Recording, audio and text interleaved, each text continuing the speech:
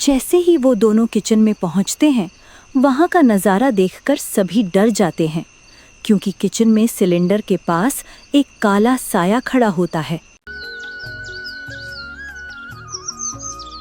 ऊंची ऊंची इमारतों के बीच राहुल अपने परिवार के साथ रहता था और आज वो गैस एजेंसी के बाहर लंबी लाइन में खड़ा है। इन दिनों शहर में एक बड़ी परेशानी खड़ी हो गई थी। रसोई की सबसे जरूरी चीज गैस सिलेंडर की कमी। सप्लाई रुक गई थी और धीरे धीरे हर घर इस कमी से परेशान हो गया। किचन में पूजा खाली गैस स्टोव के सामने खड़ी है।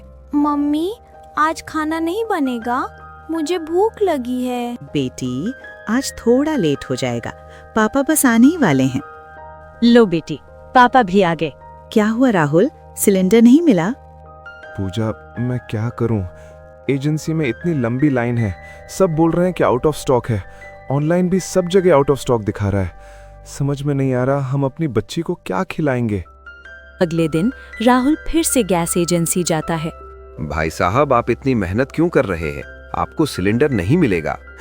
भाई, बस एक सिलेंडर दिलवा दो, मेरी बच्ची भूखी है।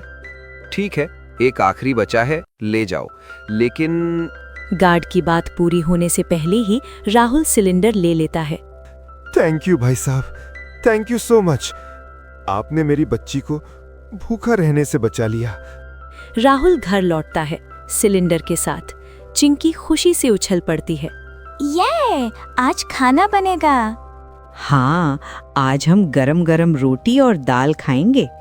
कभी कभी छोटी सी चीज भी पूरे घर में खुशियां ला देती है। रात हो चुकी थी। राहुल और पूजा बेडरूम में सोने के लिए जा रहे थे, तभी अचानक किचन से एक आवाज आती है। राहुल, तुमने सुना किचन से कुछ आवाज आ रही है? क्या आवाज? दोनों किचन में जाते हैं, जहां पर गैस सिलेंडर थोड़ा हिल रहा था। राहुल, ये हिल रहा है। शायद चूहा होगा। दोनों इसे अपना वहम समझ के सोने चले जाते हैं। अगली रात घर में गहरा सन्नाटा था, सब कुछ शांत। लेकिन तभी टक टक किचन की तरफ से फिर वही अजीब सी आवाज आने लगी। दोनों धीरे धीरे किचन की ओर बढ़ते हैं, दिल की धड़कन तेज।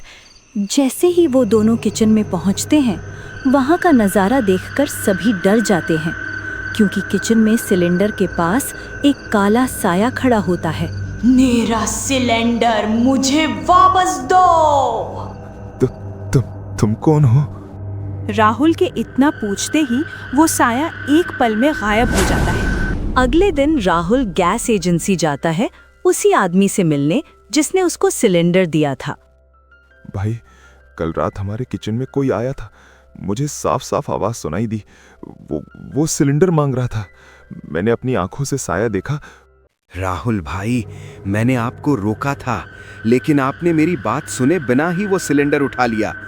कुछ महीने पहले इसी घर में एक औरत रहती थी, गरीब, अकेली, और उसके छोटे छोटे बच्चे थे। एक दिन उसका गैस खत्म हो गया। लॉकडाउन था, कोई मदद के लिए बाहर नहीं निकला। वो हर दरवाजे पर गई हाथ जोड़कर, लेकिन किसी ने दरवाजा नहीं खोला। उसके बच्चे भूखे रोते रहे और एक रात भूख और बेबसी में वो औरत यहीं दम तोड़ गई। लोग कहते हैं उसकी आत्मा आज भी यहीं है और हर रात बस एक ही आवाज आती है, मेरा सिलेंडर मुझे वापस दे दो। राहुल का चेहरा डर से सफेद पड़ जाता है, उसके हाथ कांपने लगते हैं। अगली रात फिर वही सन्नाटा, लेकिन इस बार डर और भी गहरा था। टक टक किचन से फिर वही आवाज आने लगी। राहुल, ये आवाज किचन से आ रही है। इस बार सच जानकर रहेंगे। दोनों धीरे धीरे किचन की ओर बढ़ते हैं। लाइट बार बार जल बुझ रही होती है। अचानक उनके सामने एक चुड़ैल आ जाती है। चेहरे पर दर्द, आंखों में आंसू और आवाज में गुस्सा था। तुमने मेरा सिलेंडर क्यों लिया? क्या तुम्हें अंदाजा भी है, उस सिलेंडर में सिर्फ गैस नहीं थी, वो मेरे बच्चों की जिंदगी थी। नहीं, हमने नहीं चुराया, हम भी मजबूर थे। हमारी बेटी कई दिनों से भूखी थी, हमारे पास कोई और रास्ता नहीं था। चुड़ैल कुछ पल के लिए चुप हो जाती है। मेरे बच्चे भी ऐसे ही रोते थे। मैंने मदद मांगी लेकिन किसी ने मेरी मदद नहीं की और फिर मेरे बच्चे और मैं भूख से मर गए। अगर ये तुम्हारा सिलेंडर है तो तुम ले जाओ, बस मेरी बेटी को कुछ मत करना।